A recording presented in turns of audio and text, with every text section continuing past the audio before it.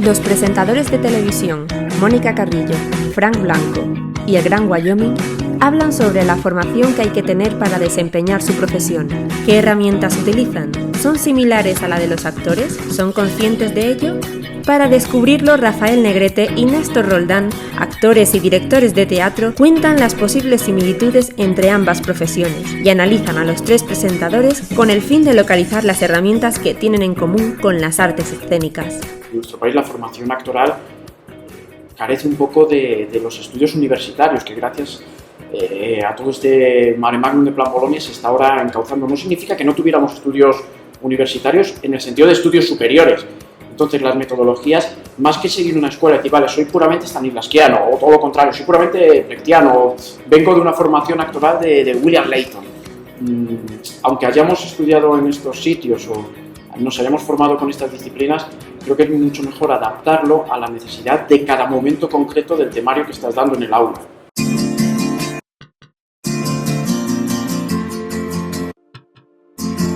Tuve 8 años trabajando en un bar. De los 8 años en un escenario, me estoy refiriendo. De los 8 años, 4 años todos los días, incluyendo los domingos. Entonces eso me dio la base fundamental para cualquier trabajo en un escenario, sea de actor o sea de cualquier otra cosa, que es la tranquilidad escénica. Es decir, que lo que tú puedas buenamente hacer, seas capaz de hacerlo.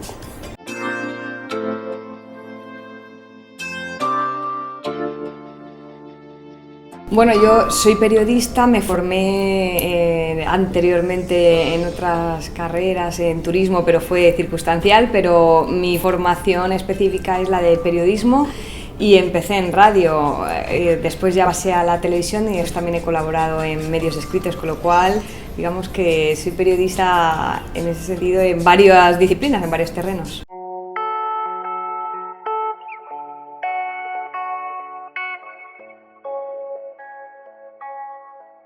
Creo que hay una parte innata en mi parte radiofónica. Luego sí es verdad que tomé unos cursos específicos de radio que daba la Generalitat de Cataluña en su día, que me fueron muy bien para dominar más el medio, ¿no? A la hora de locución, forma de leer, etcétera, etcétera. Previamente fui presentadora de telediarios en Televisión Española y ahí fue la primera vez que me puse delante de una cámara, pero yo ya llevaba años de redactora y digamos que es detrás de la cámara. Y a raíz de una prueba, mi primer directo fue un telediario de más de media hora, con lo cual fue el ensayo-error fue en directo. Y ya en Antena 3 pues ya vine a presentar el matinal, que eran 3 horas en directo de informativo, con lo cual ininterrumpido, con lo cual esa fue la gran escuela. De ahí ya pasé a las 9, a las 3, al fin de semana, en fin. Y el paso de los años y el ir acumulando experiencias y errores y saber corregirlos o que te ayuden a corregirlos, pues te ayuda a estar en otro punto. Entonces yo me veo mejor, me veo más maduro, con mucho que aprender todavía, pero vamos, nada que ver con aquel niñato de hace 15 años. Porque lo normal es que, sobre todo cuando uno empieza y no tiene experiencia, es que no sea capaz de dar ni el 30 ni el 40, por mucho que se esfuerce, porque está en otra cosa. Pero si tú eres capaz de estar en el escenario como si estuvieras en tu casa o defecando en el cuarto de baño, entonces el trabajo va a ir bien, va a ir bien. Eso va sumado a que, lógicamente, como actor, tú no tienes nada que ver, tú dices el texto de otro e interpretas el personaje que teóricamente no eres, con lo cual... Pero mi escuela fue eso, yo estuve trabajando en un escenario, que además era un trabajo muy interesante desde el punto de vista del aprendizaje, porque era un trabajo de improvisación puro. La formación en cualquier campo pues siempre es bienvenida, ¿no? Si me preguntas si un actor necesita haber estudiado historia, si un actor ha necesitado estudiar diseño, arquitectura, te diría no, pero si lo ha hecho, maravilloso, seguro que le viene bien. Imagino que todo cuenta, desde luego no ha sido de manera consciente, pero imagino que de toda la formación que vamos adquiriendo, al final la llevamos a la práctica. Eso y la experiencia y el sentido común. Pero podía no tener estudios, o podía haber trabajado en una carnicería, o podía tener 6 carreras. Es totalmente intrascendente. Lo que de alguna manera la cultura te ayuda es a entender lo que estás diciendo. Este programa es un programa relacionado con la actualidad, y si estás dando una noticia que tiene que ver con la economía internacional y sabes ligeramente de qué hablas, pues es mejor, pero no haría falta tampoco. De hecho, pues probablemente un trabajo esté lleno de necios. Si puede haber relación entre algunas herramientas que utilice un comunicador televisivo y un artista escénica, seguro que coinciden en muchas cosas. Por ejemplo, el uso de los silencios, ¿no? Nosotros utilizamos los silencios como herramienta de trabajo, ¿no? Como herramienta interpretativa y narrativa. Es decir, de repente, fíjate, yo me atrevería incluso a invertirlo.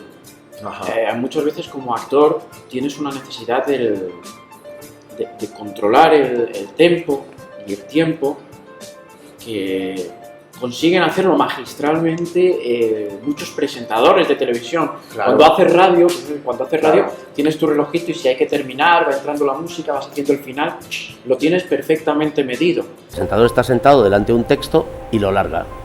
Entonces, ¿qué tiene que tener? Probablemente una voz agradable, no en mi caso, una dicción, que tampoco tengo, y entonces con esto y con la capacidad de leer sin trabucarte y tal, yo todo eso lo hago mal.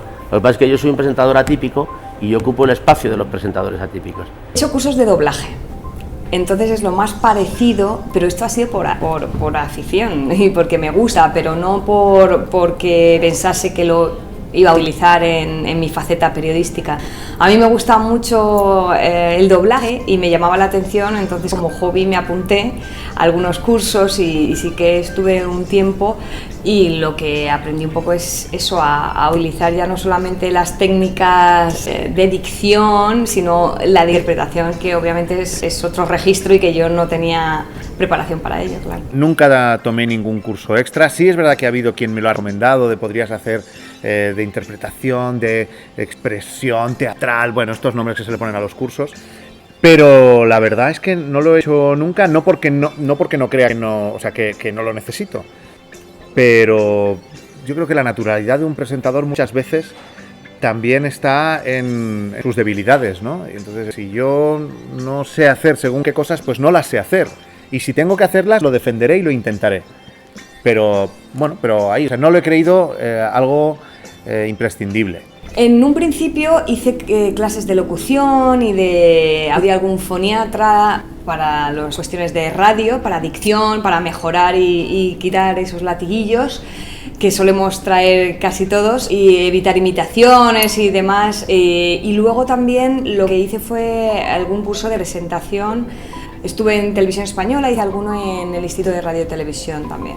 Presentador de televisión, un comunicador televisivo, pues bueno, pues entiendo que hace uso del espacio, y haciendo uso del espacio evidentemente tiene manejo y dominio del mismo.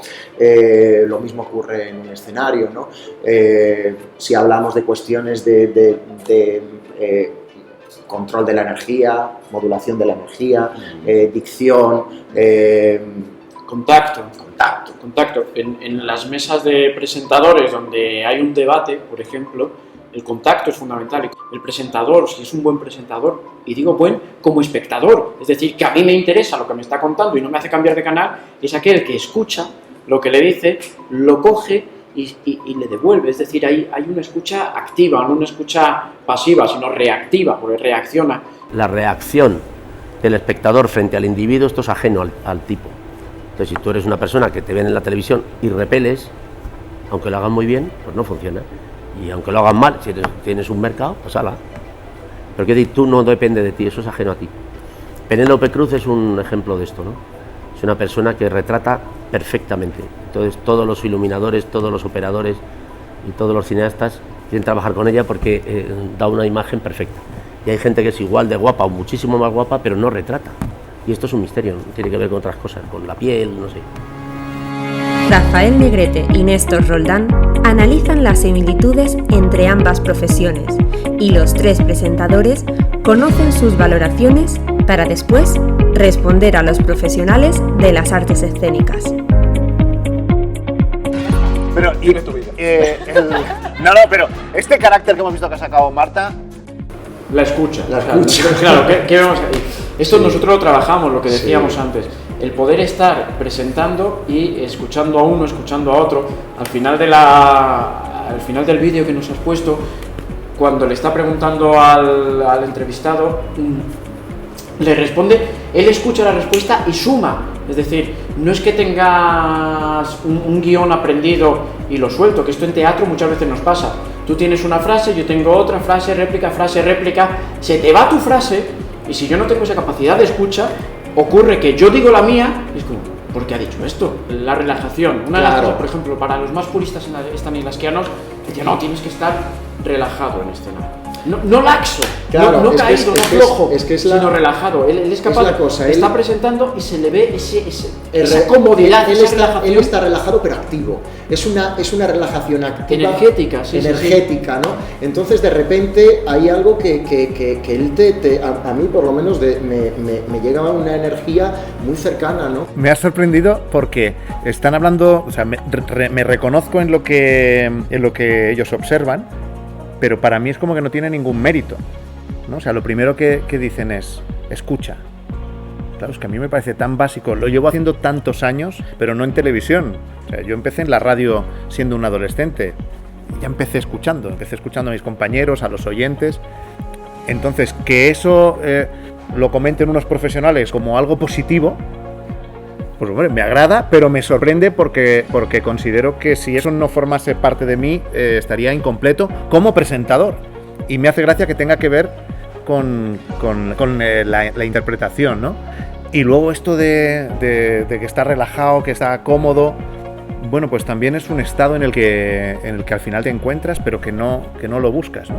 Bueno, pues he aprendido, o sea, me ha llamado mucho la atención. Por ejemplo, la contención. Esto también es una cosa que trabajamos mucho. Hay veces que, por lo que sea, tu personaje finge, miente, ¿no? Tienes que trabajar una contención. Es verdad que aquí es un género totalmente distinto. No es un talk show, no es un programa de entrevistas, es un informativo. Hay una seriedad detrás y un respeto a lo que se está contando que tiene que ser escrupuloso, tal y como lo hace ella. Es decir, mantiene el tipo y nos va dando la información que necesitamos escuchar. Tanto es así que te mete justo lo que son los vídeos sin salir ella en plano y sigues escuchando atentamente lo que te está diciendo. Luego cuando sale la corporal engancha perfectamente con la vocal porque mantiene la contención, tiene un movimiento más ligero de mano. Esto también es súper complicado de trabajar en escénicas. Claro, ella yo lo que veo también es que tiene una dicción magnífica, ¿no? Es una mujer que habla muy bien, ¿no?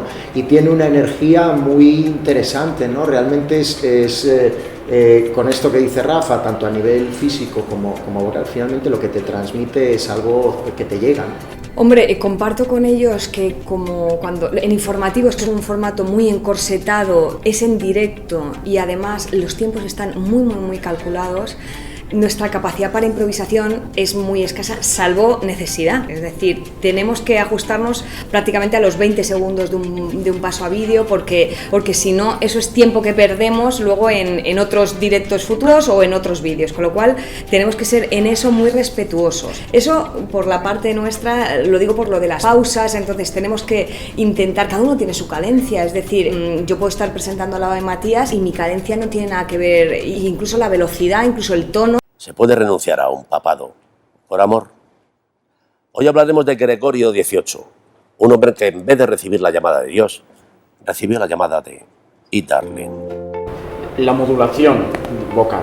Te maneja muy bien los timbres, los tonos, las pausas para preparar el chiste, o sea, lo que en artes escénicas, dentro de lo que sería la convención cómica, pues es preparas, pausas y luego sueltas el chiste, sin perder la energía, sin perder ese tono serio, pero a la vez súper interesante. Sí, maneja muy bien los tiempos. Exacto, y maneja muy bien la mecánica del gag, claro, es la voz, o sea, tiene un control impecable, es muy hierático, con una posición que te hace mantener la vista fija en él, y sin embargo te está trabajando cualquier registro vocal, te va manejando. Claro, entonces con esto que hablábamos, por ejemplo, de una de las cuestiones que se entrenan en las artes escénicas, que es el manejo de la energía, pues bueno, Wyoming es un ejemplo clarísimo de un profesional que maneja los niveles de energía y es muy expresivo, ¿no? Estos señores, yo estoy seguro de que les gusta lo que hago, han hecho un análisis muy positivo. Entonces, a partir de ahí, deconstruyen todo lo que ocurre y yo creo que en el fondo es más sencillo, pero yo sé lo que dicen. Pero claro, eso tiene que ver con lo que te contaba antes, ¿no?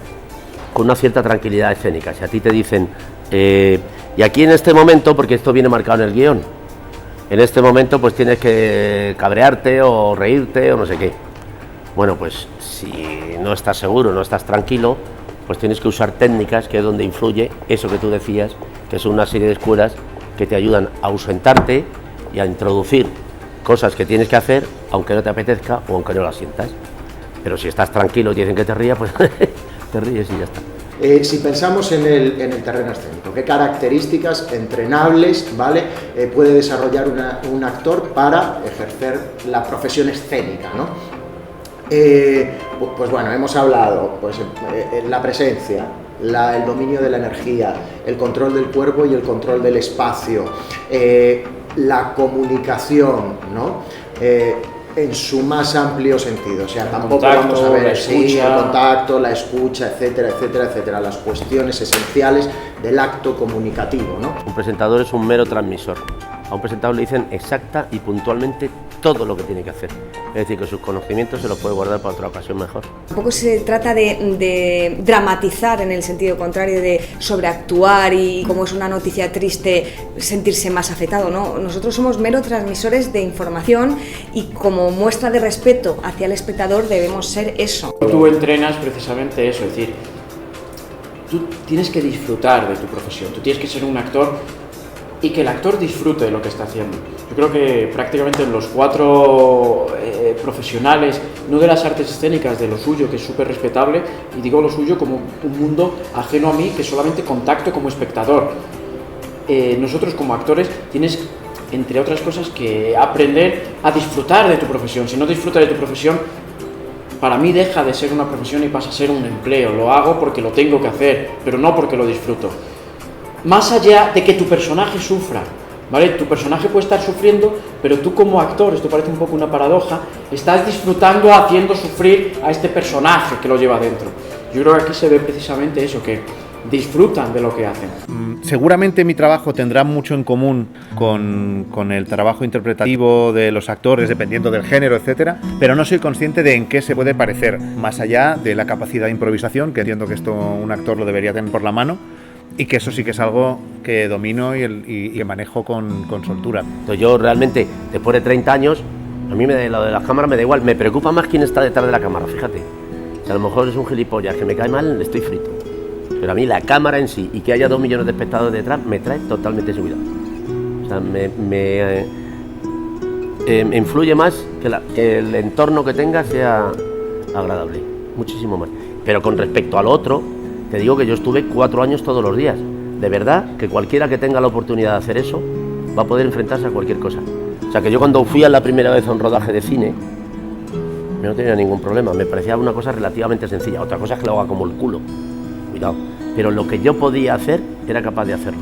Cada uno lo hace suyo, no se trata de imitar, no, yo creo que no hay una regla perfecta para presentar, sino que cada uno tiene que encontrar la suya y a través de digamos, esa regla que uno intuye que funciona, que es buena dicción, una velocidad adecuada para tu timbre, para tu gestualidad, y que todo eso se sincronice y que quede coherente. Yo añadiría la coherencia en la expresión corporal, con la dicción, con el tono y sobre todo con la información. Es decir, nosotros tenemos que estar muy contenidos en gestos también por el contenido de la información. Evidentemente sí hay una conexión entre las herramientas de los actores y los presentadores. Otra cosa es que los presentadores, como en mi caso, seamos conscientes que estamos utilizándolas, y luego otra cosa que sepamos hacerlo, ¿no? Porque aquí han comentado algunas cosas. Estoy convencido que a mí me faltan otras tantas más. Pero, desde luego, si no lo hubiera visto, también te lo diría, que cierta conexión siempre tiene que haber, incluso cuando trabajamos con parte de guión, con el momento en el que vas a lanzar un chiste. Hay que saber cómo lanzar el chiste, tienes que saber cuándo callarte. Bueno, o sea, sí que tiene que ver. Yo creo que los hay mucho más preparados que yo en este sentido, ¿eh? Cerrarlo con 2 arcos, uno por cada lado, que sea la sensibilidad y luego la pasión. Es decir, si a ti te apasiona, a mí me apasiona. ¿Yo por qué veo estos programas? Porque pasión no significa locura desenfrenada de me desato la coleta y me vuelvo de repente un tipo incapaz de detener, que nadie lo detenga, sino la pasión de estoy viendo algo que tiene una sensibilidad que quizás empatiza con la mía, ya no sé si se identifica, pero sí que empatiza, por eso me tiene ahí sujeto al televisor. Y por otro lado, hay una pasión que también nos engancha ellos nos enganchan como profesionales de esa comunicación, esa pasión con la que nos lo cuentan, ya sea de humor, ya sea de noticias, ya sea de un programa intermedio que nos esté dando noticias de humor, ¿vale? Pero en cualquier caso, mi conclusión sería cerrarlo por esos dos lados. Los tres presentadores reconocen utilizar herramientas directamente relacionadas con las artes escénicas. Hasta ahora había sido de forma inconsciente. Todos tienen alguna formación relacionada con la interpretación y afirman que esto les ayuda a estar tranquilos a la hora de enfrentarse a un directo. Queda claro que para presentar no hace falta estudiar una carrera en concreto, sino saber reciclarse y aprender de lo máximo posible. Hoy se puede decir que presentadores y actores pueden llegar a ir juntos de la mano en la formación de estas profesiones.